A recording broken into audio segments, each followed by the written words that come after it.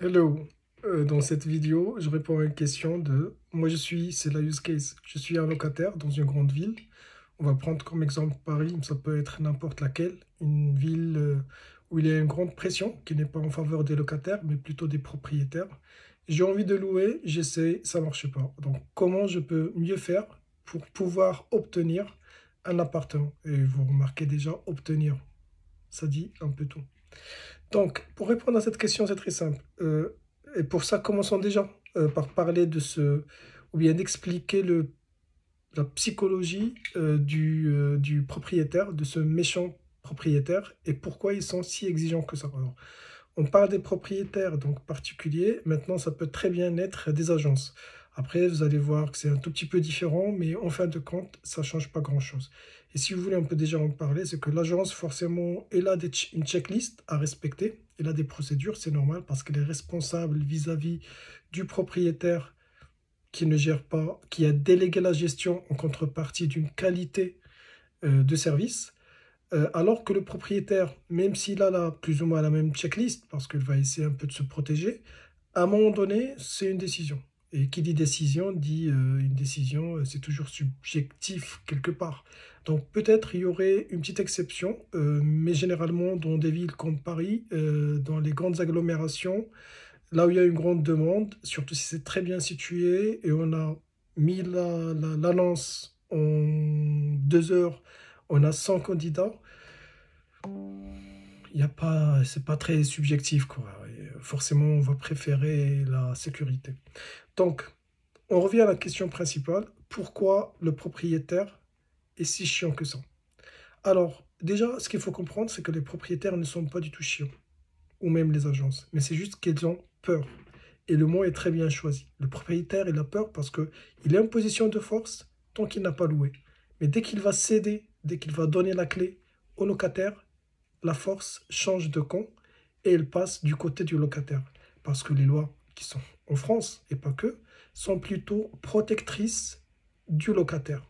Du coup, ce propriétaire, plutôt que d'être réactif, d'avoir un mauvais locataire et avoir à courir derrière le locataire, et parfois ça peut coûter très cher, on en parlera, il va juste essayer d'être proactif et de choisir le bon locataire, déjà qui a priori ne va générer aucun problème, aucun stress, aucun conflit. Et si jamais on aura un conflit, parce que on a beau essayer de passer tous les entretiens RH du monde et tous les formulaires, à un moment donné, on peut se tromper. On ne peut jamais contrôler ou bien sonder l'humain par définition.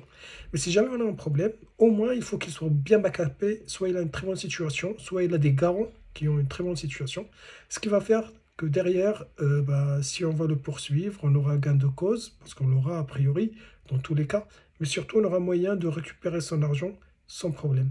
Et pourquoi ça? C'est parce qu'en France, le locataire, il est protégé. Alors, si on va du cas le plus simple, c'est que sans aller jusqu'à non-paiement, un locataire, du moment qu'il a les clés, du moment qu'il paye le loyer, on ne peut pas le faire sortir. Et regardez bien, du moment qu'il paye le loyer. On ne dit pas du moment qu'il paye le loyer, la bonne date, telle que ça a été défini, parce que généralement, avec le propriétaire, on va se mettre d'accord, le loyer, il est payé au début du mois qui commence, avant telle date. Et on va même demander, si c'est un bon propriétaire qui maîtrise la chose, à ce que ce soit payé par virement automatique, comme ça c'est réglé. Et on va dire par exemple le premier du mois, ou le 5 du mois, ou même le 10 du mois, c'est pas grave, parce que la plupart des proprios ont un crédit qui va passer lui, parce que ça c'est pas négociable, il va passer le 5, le 10 ou le 15. Le propriétaire a envie d'avoir l'argent sur son compte.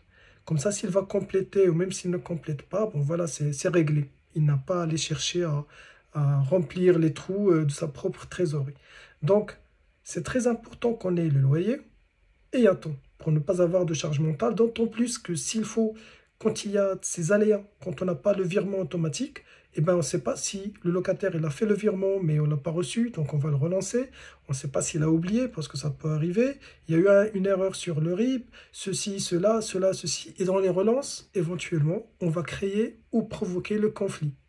Et voilà, quand ça commence au conflit humain, on sait comment ça commence, on ne sait pas comment ça finit. Et donc le locataire, et là c'est le premier cas de locataires, hein, qui ne sont pas si méchants que ça.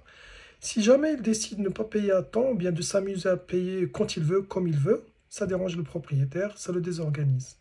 Et s'il paye au cours du mois, voire même mois et demi, ça dépend, c'est toujours pas assez suffisant. Certainement pas pour arrêter le contrat, c'est sûr et certain, mais même pour faire la relance, sachant que la relance officielle, je parle des relances mises en demeure, etc., c'est de l'argent, c'est du temps, c'est de la charge mentale. Et donc, imaginez que vous avez un locataire qui s'amuse juste à jouer sur les dates, ben, il va vous pourrir la vie, alors que vous, en tant que propriétaire, vous gagnez rien dans l'affaire. De toute façon, vous allez récupérer votre argent sans plus. Il n'y aura pas de pénalité de retard, ça n'existe pas et c'est pas pragmatique. Là, je parle du mauvais locataire CE1, on va dire ça comme ça. Là, on va avancer vers le mauvais locataire diplômé. C'est celui qui, tout simplement, il va ne pas payer. Surtout si c'est quelqu'un de protégé. Genre, il a un certain âge, parce que vous savez, à partir d'un certain âge, vous ne pouvez pas le faire sortir. Ou bien qu'il est malade, qu'il a un handicap, ou bien qu'il y a une famille, une femme isolée avec un enfant, ou bien avec des enfants. Je ne sais pas si ça existe un homme isolé avec des enfants, mais bon, voilà, c'est pas du sexisme, c'est juste pour dire.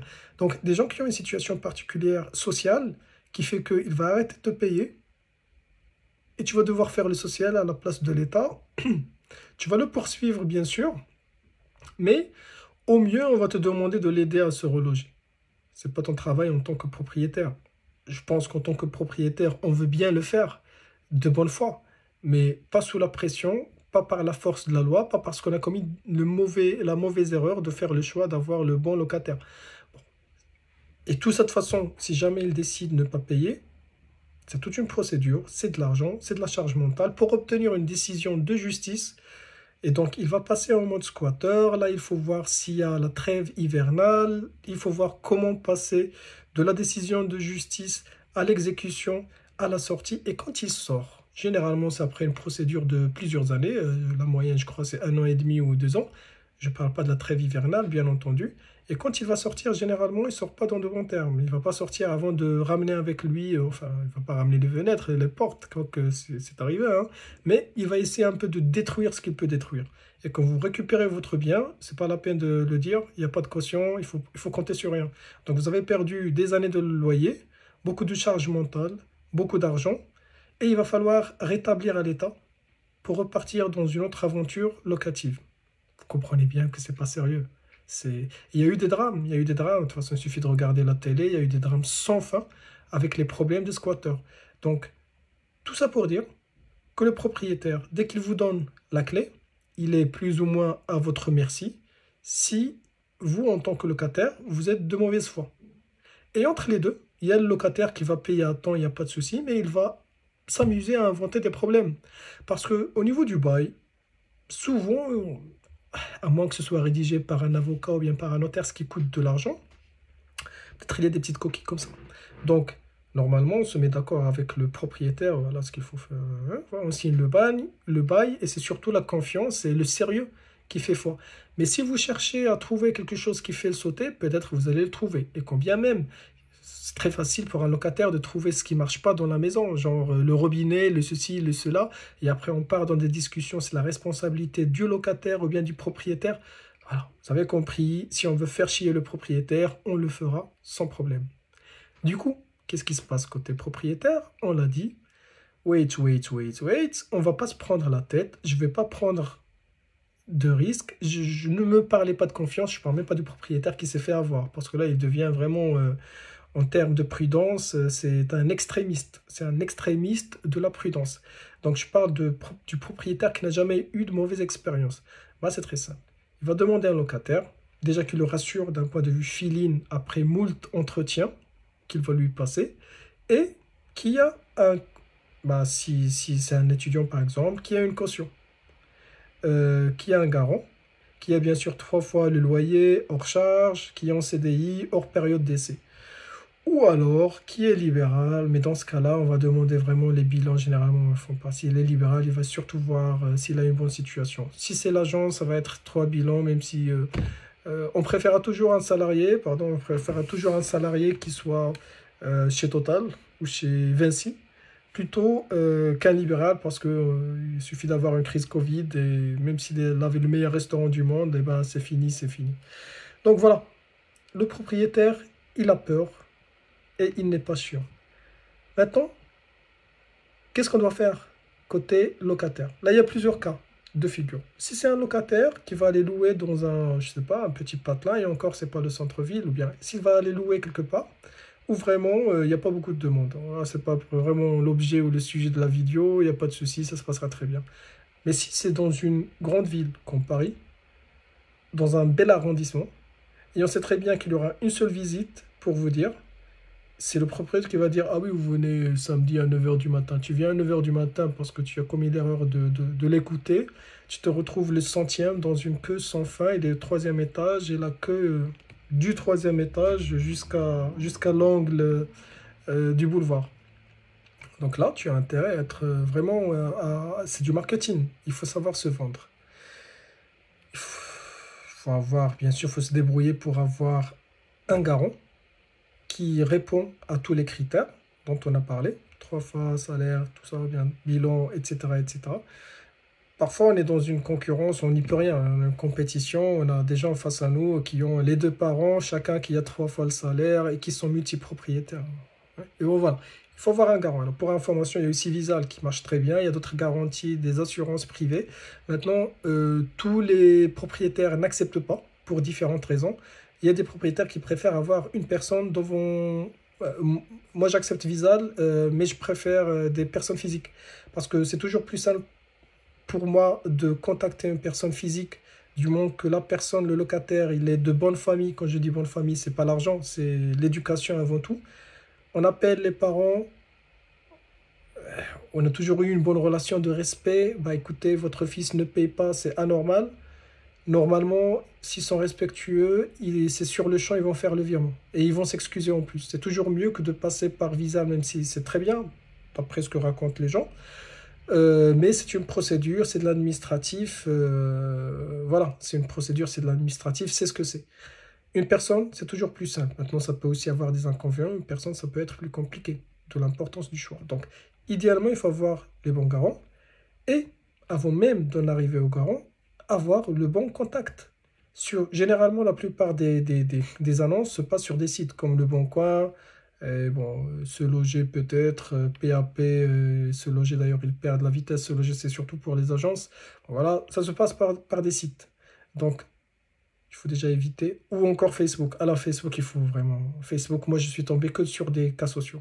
Mais dans tous les cas, il faut commencer par établir une première relation de confiance. Parce que il faut vraiment comprendre que le propriétaire, surtout qui sait qu'il est désiré, son bien il est désiré, il n'a pas envie de répondre à 1000 messages, à faire 1000 visites. Lui, il a envie, il a posté l'annonce, il a juste envie que ça se passe bien et qu'il trouve son locataire en 2 heures et qu'on n'en parle plus.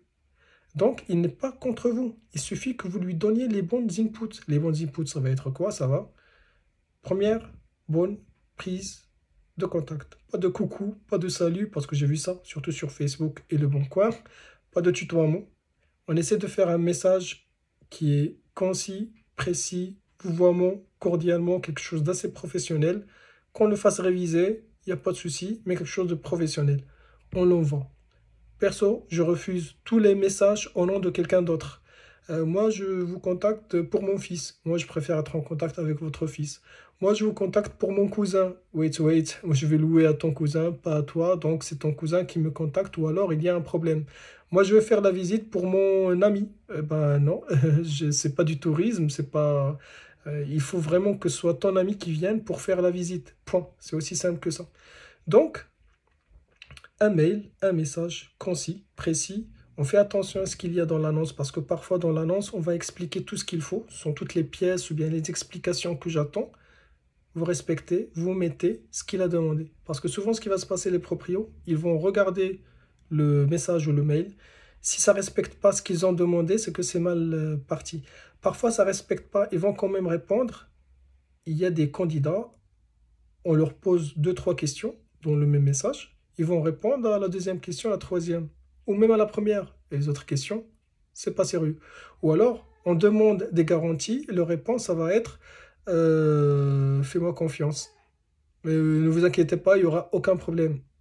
Pas sûr que ce soit ça ce qui rassure. Donc, prise de contact très professionnelle, soit par mail ou alors même si c'est un appel vidéo ou un appel tout court, beaucoup de professionnalisme. Après la visite, il faut arriver avec le dossier qui est complet. Et vraiment, c'est très important qu'il soit complet.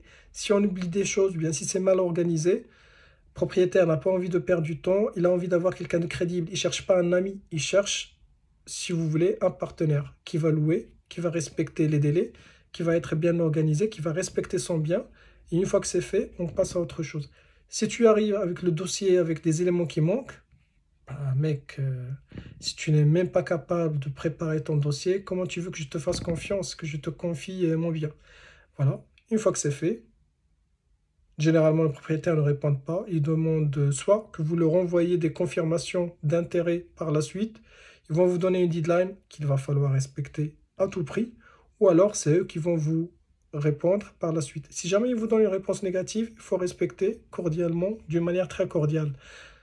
Peut-être il va changer d'avis, peut-être la personne qui l'a prise va se désister. Si vous gardez un bon contact, il vous rappellera. Une fois que c'est fait, en supposant que ça va être vous, ce que j'espère pour vous, eh bien, on rentre dans la suite. La suite, ça va être l'assurance du logement locataire. Il va falloir la prendre à tout prix, une bonne assurance pour le rassurer. De toute façon, c'est un point, c'est même pas négociable. C'est même dans le contrat, ça peut faire tomber le contrat par la suite. Et l'état des lieux. Donc l'état des lieux, il va falloir bien sûr être précis parce qu'il ne faut pas accepter n'importe quoi dans l'état des lieux d'entrée parce que ça vous reviendra à la figure au moment de la sortie. Mais il ne faut pas être chiant parce que si le propriétaire il voit que vous êtes chiant, bah, ça veut dire quand vous allez rentrer, pour un oui ou pour un non, vous allez l'appeler, vous n'avez toujours pas signé, et ben bye. Aussi simple que ça. Donc, effectivement, si vous êtes candidat à un studio au 7e arrondissement à Paris, ben, excusez-moi, si vous n'avez pas le bon dossier, parce qu'en fait, ce que j'ai pas dit, c'est que surtout dans la situation actuelle, les loyers sont plafonnés. Il y a l'histoire de DPE, les travaux, ce qui va peser. En plus, il y aura pas mal de biens qui vont sortir du marché locatif.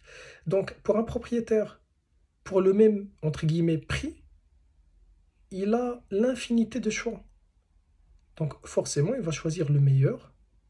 Et du coup, si vous laissez ou bien vous commettez la petite erreur, parce que pour lui, ça ne change rien, en fin de compte, lui, il cherche la rentabilité. Si vous commettez la moindre erreur dont j'ai parlé, zap, passez à autre chose. Et donc, ça va être très important de faire attention à tout ça.